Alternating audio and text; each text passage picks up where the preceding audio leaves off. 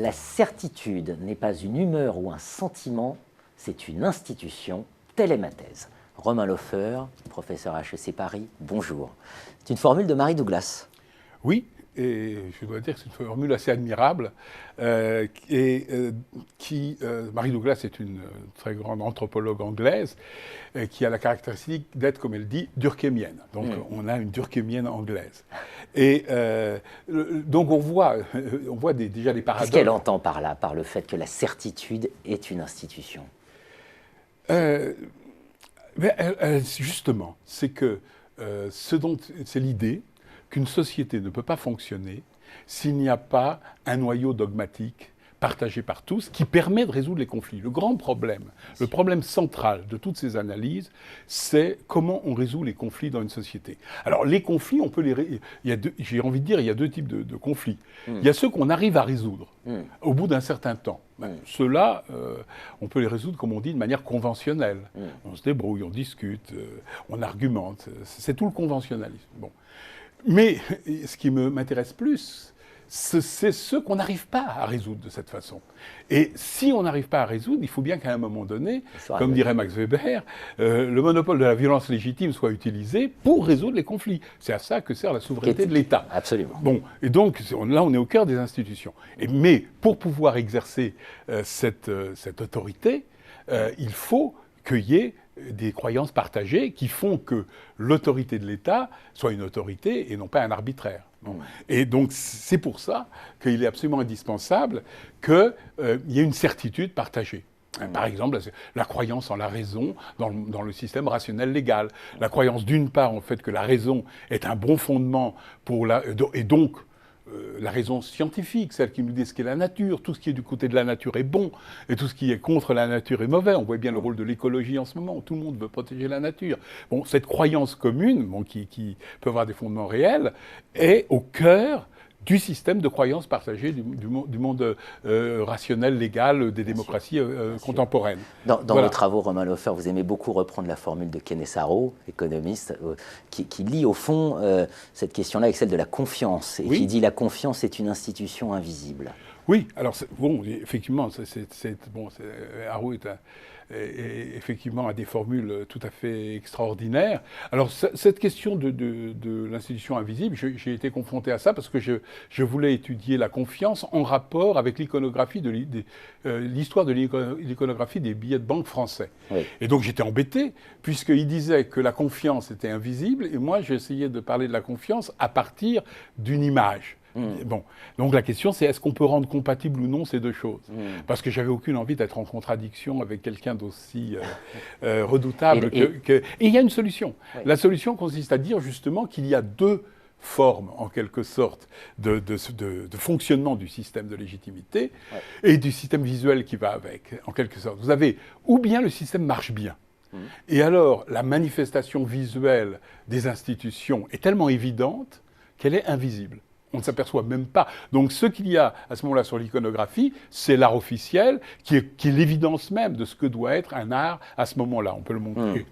À partir du moment où il y a crise du système, c'est un deuxième fonctionnement, c'est qu'on ne sait plus. Il n'y a plus rien d'évident. Et donc, c'est invisible d'une autre façon, non pas parce que c'est évident, mais parce qu'il faut chercher dans l'esprit des gens, je dirais avec les techniques du marketing, à la limite, pour savoir qu'est-ce qui peut passer pour un billet.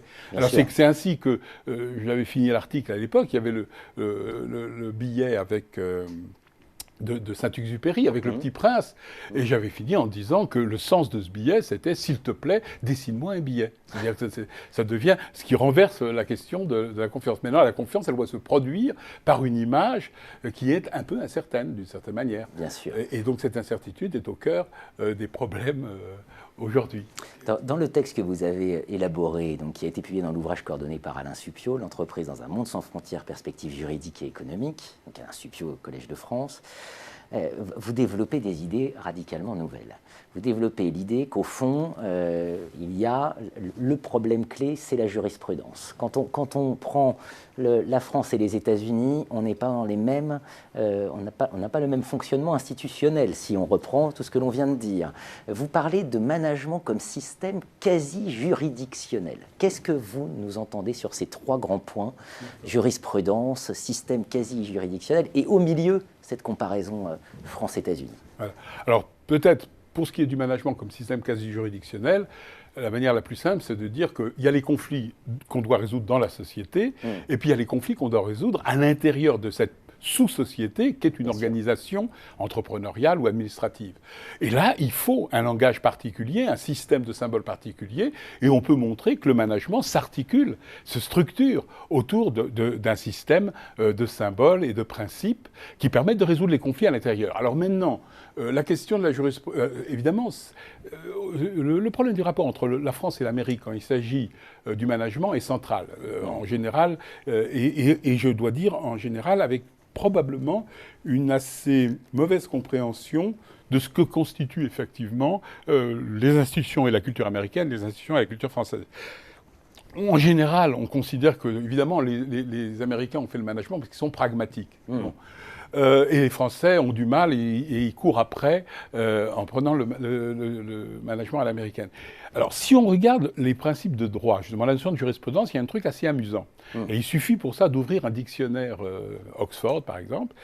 Si vous prenez le dictionnaire français, hein, le mot jurisprudence, le sens n'est pas du tout le même. Hein, c'est ce que Barbara Cassin appellerait un intraduisible. C'est-à-dire, c'est pas du tout le même mot.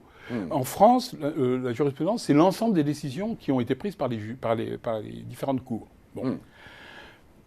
En Amérique, vous regardez donc le texte, en anglais, c'est marqué théorie du droit, philosophie du droit. Alors, il y a quand même un paradoxe. Comment ça se fait que les pays empiriques ou pragmatiques ont une conception théorique et comment ça se fait que les Français, qui sont supposés être si théoriques ou si cartésiens, ils ont une définition aussi pragmatique? Bon, alors, il faut le comprendre. Ça va très loin. Parce que c'est une des choses qui fait que pendant très longtemps, la philosophie du droit n'a pas été enseignée dans les départements de droit. C'est seulement à partir des années 70, on pourrait dire à partir de la crise du critère, à peu près de cette période, qu'on retrouve. Donc c'est plutôt un symptôme de crise en France quand la philosophie du droit se réintroduit. Pourquoi ? Parce que c'est relativement simple à comprendre, peut-être. Le droit français est un droit dogmatique. C'est-à-dire il y a une liste de normes qu'il faut appliquer. Bon. Si on introduit des philosophes, ils vont commencer à discuter. Bien sûr. Et donc, on va avoir deux systèmes de dogmes qui vont lutter les uns contre les autres. Ça va être la pagaille. C'est pas possible, il faut qu'ils discutent ailleurs. Donc, les juristes vont reprendre à leur charge la réflexion sur leurs propres normes, ils vont appeler ça la doctrine. Et c'est comme ça que ça va fonctionner. En Amérique, le problème n'est pas du tout le même. Effectivement, c'est une common law. Common law qui n'a rien à voir d'ailleurs probablement avec common law, enfin qui a quelque chose historiquement à voir, mais sur le plan profond, n'a rien à voir avec le système anglais. Le système anglais est un système de tradition et de coutume. Les Américains, par définition, ont rompu avec cette coutume au moment où ils ont acquis leur indépendance. Mais le lendemain, ils ont bien été obligés de rétablir un droit. Alors ils ont repris Blackstone, c'est-à-dire grosso modo un système inspiré, et ils l'ont appliqué pragmatiquement. Et ça a été, disons, alors très très pragmatique. Enfin, on peut imaginer partout en Amérique toutes sortes de manières de faire. Simplement, à la fin du 19e siècle, quand vous avez justement ce problème des grandes entreprises, qui sont des acteurs majeurs, qui ne sont pas simplement locaux, et vous commencez à avoir des décisions qui concernent tout le monde. Bon, si vous êtes simplement pragmatique, les décisions peuvent apparaître arbitraires. Eh bien, dans tout pays, l'arbitraire n'est pas un bon principe. Bon. Bien sûr. Donc, ils ont été obligés, au moment d'ailleurs de constituer les écoles modernes de droit à Harvard dans la fin du 19e, ils ont été obligés de définir des cours de jurisprudence, c'est-à-dire, au fond, la seule manière de légitimer un droit comme ça, c'est de dire qu'il relève de principes. Donc il faut un cours qui dise à quels principes correspondent les solutions pragmatiques qui ont été trouvées. Donc il faut une philosophie du droit. Donc voilà. Donc ça, c'est... Alors, ce qui ensuite renvoie au management, c'est justement de se dire, mais est-ce que le management, c'est pas exactement la même chose? Le management est une démarche pragmatique.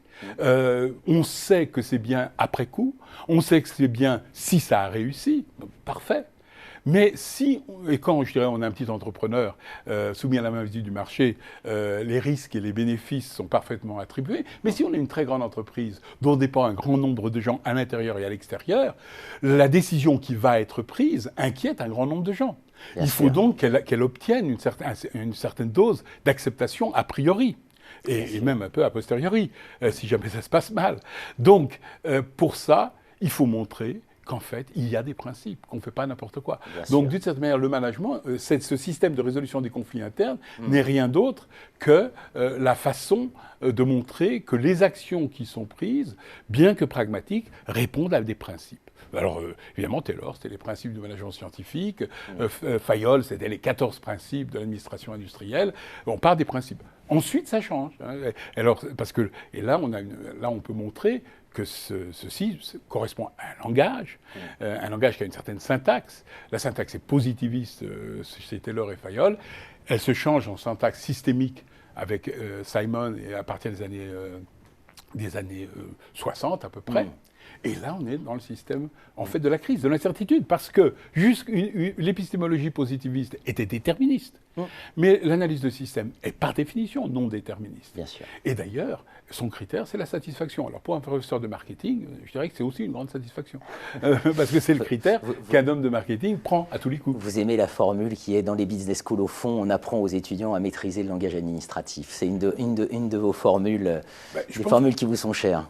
Oui, c'est-à-dire que j'ai essayé de comprendre, au tout début, quand j'enseignais le management, vous savez, quand vous enseignez le management, les gens vous disent, enfin c'est très bizarre, au début on enseignait essentiellement par les cas. Donc les gens contestent, enfin disent, mais pourquoi vous... Et l'idée est la suivante, pourquoi est-ce qu'on enseigne là, ici, en classe, ce qui se passe ailleurs? Je m'étais dit, donc l'école de gestion, c'est un endroit où on apprend que la gestion, ça s'apprend sur le tas. Bon, alors on voit bien qu'il y a une contradiction. Absolument. Donc j'ai réfléchi pour dire, qu'est-ce qui justifie le fait qu'il y ait des écoles? Ben, à l'école, on apprend des langages. Et finalement, ça explique, d'ailleurs, c'est tellement vrai, peut-être, que les entreprises elles-mêmes constituent des universités internes parce qu'elles dépendent du partage du même langage par tous ses employés et tout son personnel.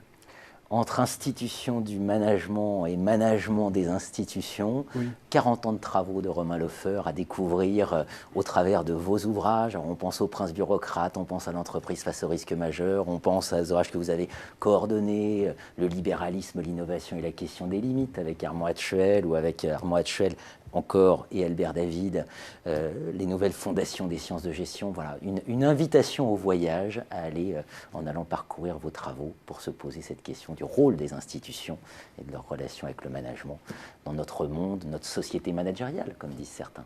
Merci beaucoup. Romain Lefeur, merci.